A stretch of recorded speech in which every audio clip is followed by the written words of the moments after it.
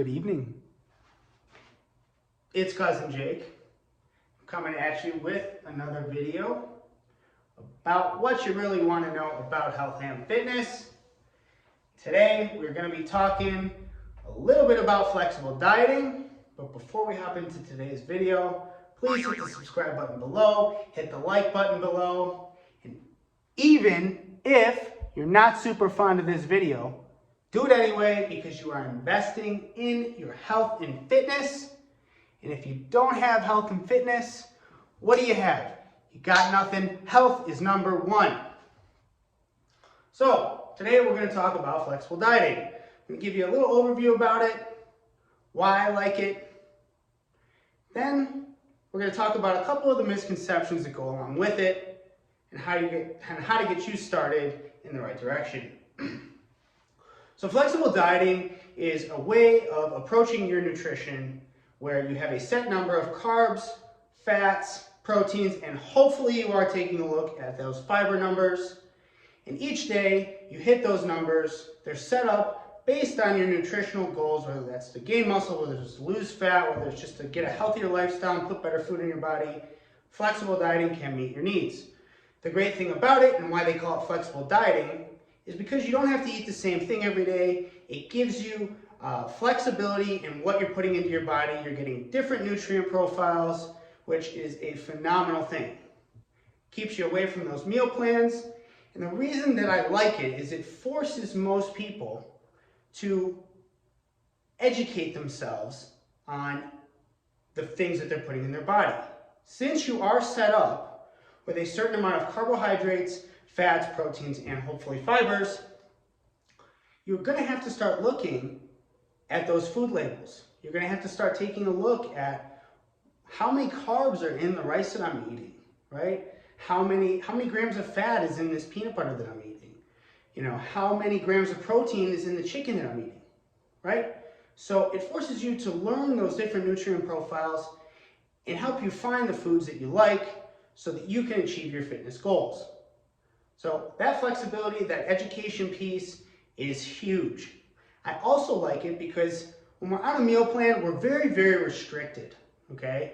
And it does, since you're not getting a whole lot of education from a meal plan, you kind of go on a roller coaster ride. I'm sure everyone watching this video has either done this themselves or has a friend or family member that went on a diet, on a meal plan for 8 to 12 weeks, lost a bunch of weight, was looking good, feeling good, and when that program was over, they had absolutely no idea what to do because it didn't really set them up for that longevity piece, right? What to do next, how to structure their diets in certain situations, okay? So I love it because of that. It keeps your relationship with food healthy, right? If we're eating foods that we like and we're putting nutrient-dense things into our body, we're gonna stick to that. And we're going to know how to stick to that. And that is super, super important. Now, I'm going to talk about some misconceptions and my opinion and my take on flexible dieting in this aspect.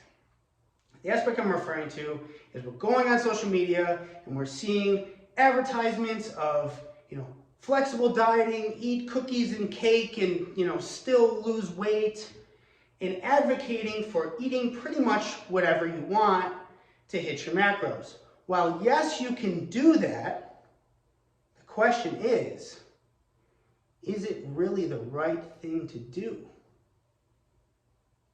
Is filling your diet with crap foods a good thing for you to do in the long term? The answer is no. So throughout the day, the rule that I follow is 80-20, okay? So 80% of the time that during the week, I'm putting nutrient-dense, healthy foods that I like into my diet. So I'm getting a good amount of fiber, I'm getting healthy fats, good source of protein, good carbohydrates that are not filled with sugar, not eating a ton of saturated fats, not eating a bunch of processed foods that have sodium and a bunch of other nasty ingredients in them. And then 20% of the time, you eat things that you enjoy, right? Whether that's ice cream, you go out to dinner with your friends and family, you eat that, whatever the heck you want, okay? And for most folks, depending on how many meals you eat, that's between 1 and 3 meals a week for the most part, right? So however you structure that, so me personally, I'll have, a meal on the weekend and then maybe one midweek, with my significant other, okay? So that's how I approach it. I've got some family members that approach it a little differently. They go nutrient dense, healthy through the week, and then on the weekends, they have, few meals where they just eat whatever the heck they want, right? Smash some sushi, some pizza, ice cream, sprinkles, the whole deal, okay? Just how you want to structure it in your day, or in your week, I should say, okay? So don't fill the diet with a bunch of junk, okay? That's not setting you up with healthy habits. It's not setting you up for health in the long term, because that's what we're changing.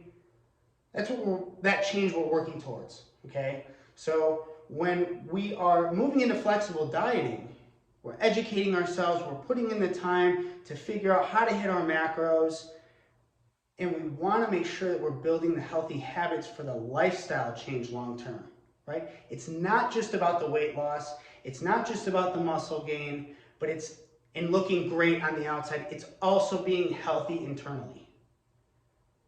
So, be smart, educate yourself on your foods, do your homework on it, set yourself up for success.